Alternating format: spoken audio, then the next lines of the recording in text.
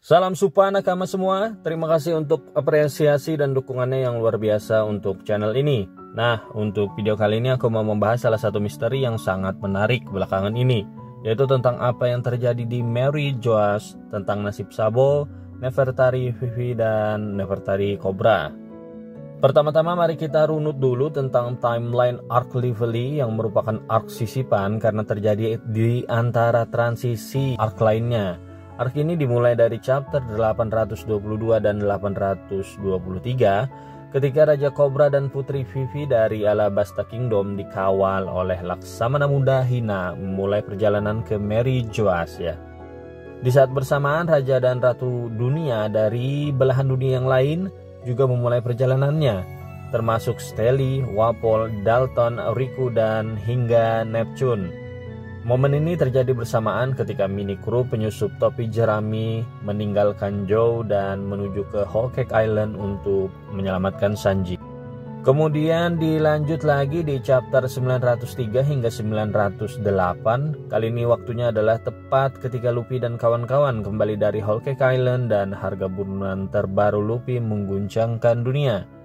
6 chapter ini mencakup reaksi berbagai figur dunia terhadap perbuatan Luffy hingga ketika Lively finally dimulai.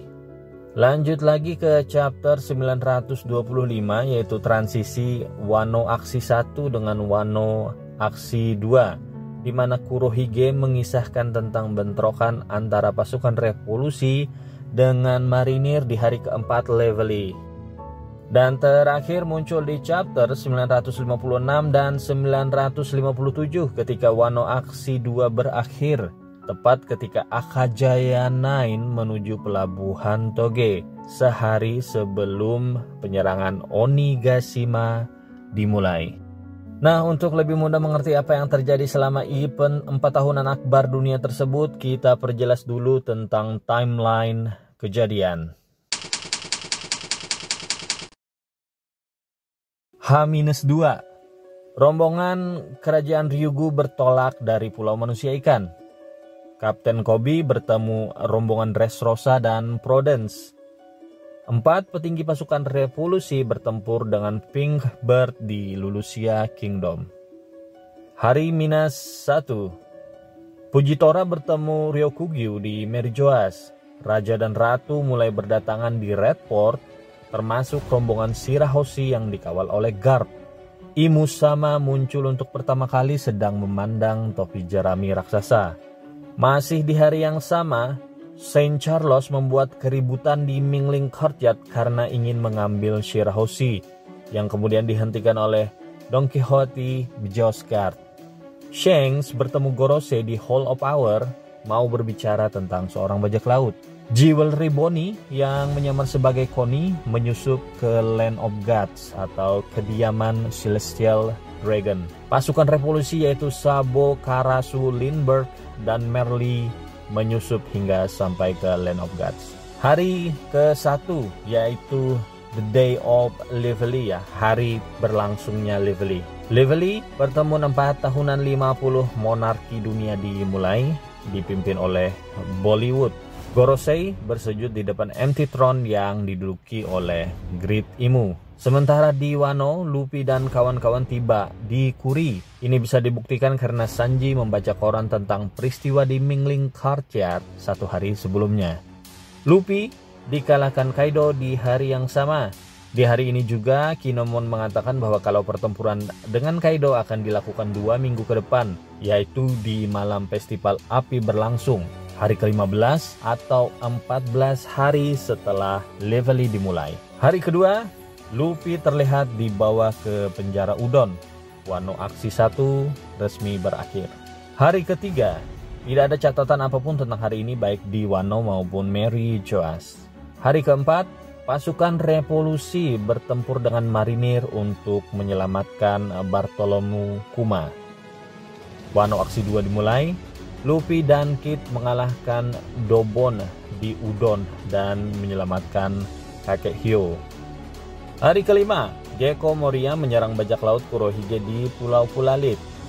Oiran Komurasaki muncul di Flower Capital. Zoro bertemu Yasue di Ebisu. Orochi bertemu dengan Chipperfield Jiro. Malam harinya bajak laut Big Mom tiba di Wano. Kapalnya ditendang kembali keluar oleh King. Sanji berkelahi dengan Page One. Robin dikepung oleh Oniwa Bansu. Big Mom terdampar di Kuri bertemu dengan Chopper. Komurasaki dibunuh dalam tanda kutip oleh Denjiro. Hari ke-6, Chopper mengajak Big Mom ke Udon. Ini dibuktikan dengan kotak narasi yang menyebutkan bahwa tinggal 9 hari menuju penyerangan Onigashima.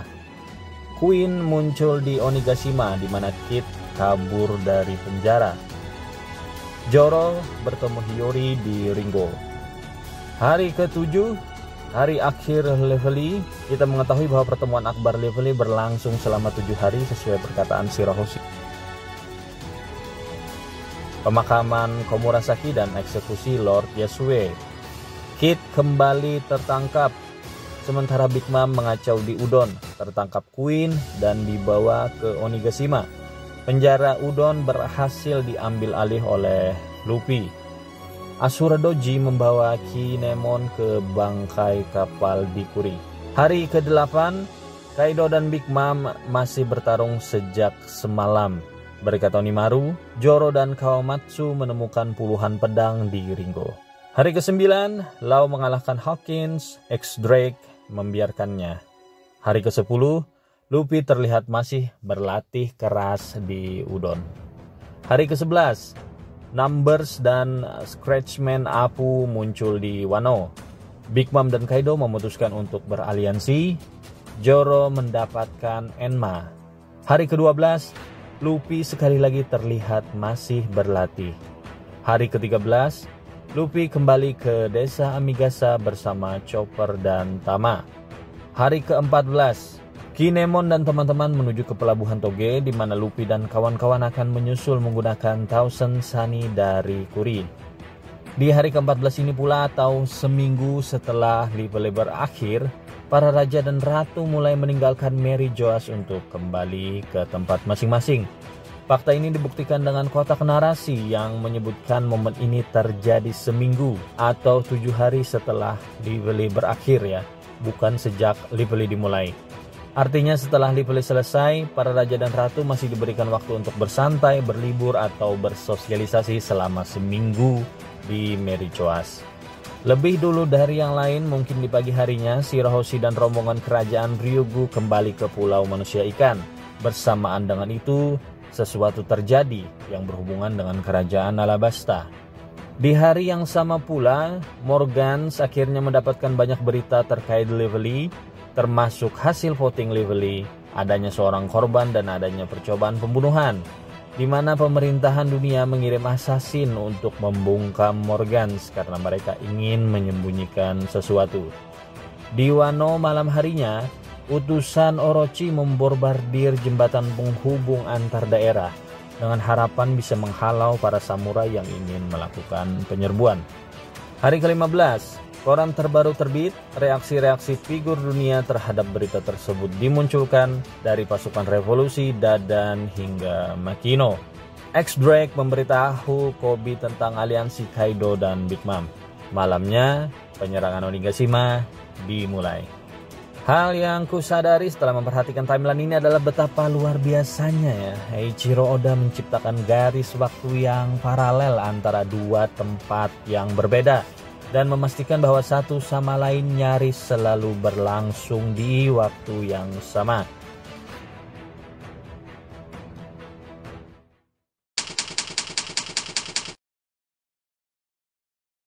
Yang akan kusampaikan berikut ini adalah teori dan murni karangan. Jadi jangan menjadikan hal ini sebagai fakta ya nakama semuanya. Oke, menurutku inilah yang terjadi. Pada hari keempat Lively, pasukan revolusi berusaha mengambil kembali Kuma dari Celestial Dragon Shine Roswald. Kesempatan ini mereka dapatkan menurutku karena Jewelry Bonnie bertindak duluan. Usaha mereka kemudian berusaha dihalau oleh Fujitora dan Ryokugyu. Tetapi sesuai komitmen Sabo dan yang lain, mereka tidak akan tertangkap. Hanya ada dua pilihan, yaitu mereka berhasil atau mereka mati. Hasil dari bentrokan ini menurutku adalah kedua belah pihak cukup terluka, tetapi pasukan revolusi berhasil membawa Boni dan Kuma kabur ya. Karena kemampuan para petinggi pasukan revolusi ini sebenarnya kemampuan yang cocok untuk melarikan diri sebenarnya, termasuk kemampuan Karasu dan kemampuan Merli. Hanya saja mereka tetap tidak bisa keluar dari Merijoas. Marinir memperketat seluruh akses keluar Merijoas. Mereka akhirnya memutuskan bersembunyi di sekitaran situ, sembari menunggu kesempatan untuk kabur tiba. Sekali lagi kekuatan Merli berguna untuk bersembunyi. 10 hari setelahnya atau hari ke-14, kesempatan untuk kabur akhirnya tiba ya, karena marinir mulai fokus untuk mengawal para raja dan ratu kembali ke tempat masing-masing. Sabo memutuskan kembali menyamar sebagai pengawal kerajaan agar bisa berbaur dengan khalayak ya, seperti yang dilakukannya ketika memasuki Merijoas. Tetapi sesuatu terjadi. Nefertari Cobra yang sejak awal ingin bertemu dan berbincang dengan Gorosei tentang sejarah Nefertari akhirnya mendapatkan kesempatan. Cobra bersama Vivi menurutku menuju Hall of Power bertemu Gorosei. Melihat hal tersebut, Sabo yang penasaran mengikuti mereka. Di Hall of Power, perdebatan terjadi tentang sejarah Nefertari 800 tahun silam. Gorosei akhirnya menjalankan perintah Imusama yang menurutku kurang lebih isinya seperti ini. Bunuh Raja Cobra, tahan Putri Vivi, kita ambil alih Alabasta. Ya, aku merasa Imusama tidak ingin membunuh Vivi. Karena berbeda dengan foto Kurohige, Luffy atau Shirahoshi yang dipotong-potong, foto Vivi tidak terlihat tanpa sobekan sama sekali. Menurutku Imusama ingin menawan Vivi dan mencuci otaknya untuk dikendalikan, sehingga bisa menguasai Alabasta dan tentu saja mendapatkan senjata kuno Pluton pada akhirnya. Cobra berhasil dibunuh, tetapi sebelum Gorosei mau melanjutkan niatnya untuk menahan Vivi, Sabo muncul dan menyelamatkannya. Melawan Gorosei tentu saja Sabo terluka parah, mungkin nyaris tewas. Tetapi anggota revolusi lain datang ya, kemungkinan Karasu, untuk menyelamatkan mereka berdua dan kabur dari sana. Itulah yang menurutku terjadi. Inilah teoriku tentang headline koran ekonomi dunia punya Morgan. Nefertari Cobra terbunuh. Kepala Staf Pasukan Revolusioner Sabo berusaha melancarkan pembunuhan kepada Gorosei seminggu setelah Lively selesai. Raja Alabasta, Nefertari Cobra yang terjebak kekacauan menjadi korban bentrokan tersebut. Gorosei nyaris menangkap Sabo, tetapi Sabo yang terluka parah menjadikan Putri Vivi sandera sehingga berhasil kabur dari sana. Marinir mengarahkan seluruh kekuatan untuk mengejar pasukan revolusi dan menyelamatkan Putri Vivi. Yang menariknya, menurut salah satu sumber, memiliki hubungan erat dengan Luffy si topi jerami, adik angkat Sabo sendiri. Headline dan berita ini akan menjelaskan semua reaksi yang terjadi di chapter 956. Pertama, reaksi pemerintahan dunia yang ingin salah satu detail kejadian disembunyikan. Menurutku yang mau disembunyikan adalah kematian Raja Cobra.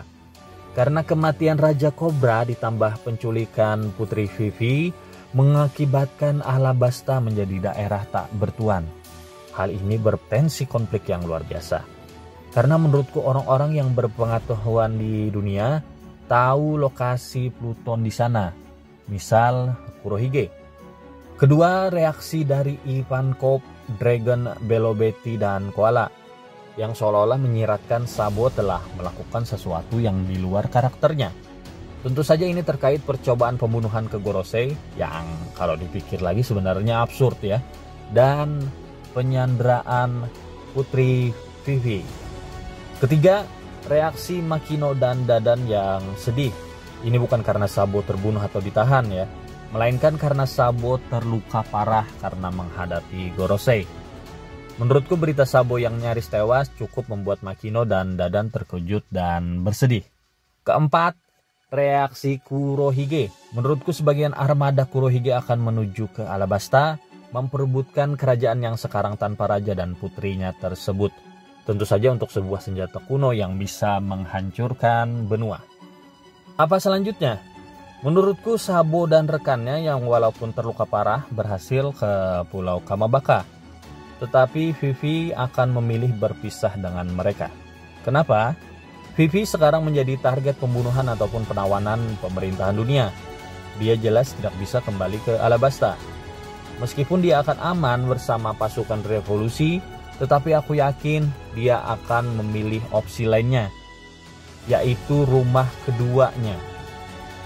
Yes, Vivi akan menuju ke Luffy dan kawan-kawan, kembali bergabung sebagai topi jerami. Dan yang akan menemaninya adalah Chivalry Bonnie ya. Bonnie menurutku akan mempercayakan Kuma kepada pasukan revolusi. Bagaimana mereka berdua bisa mencapai Luffy? Nah, kebetulan sekali Sabo memiliki Viper Card Luffy.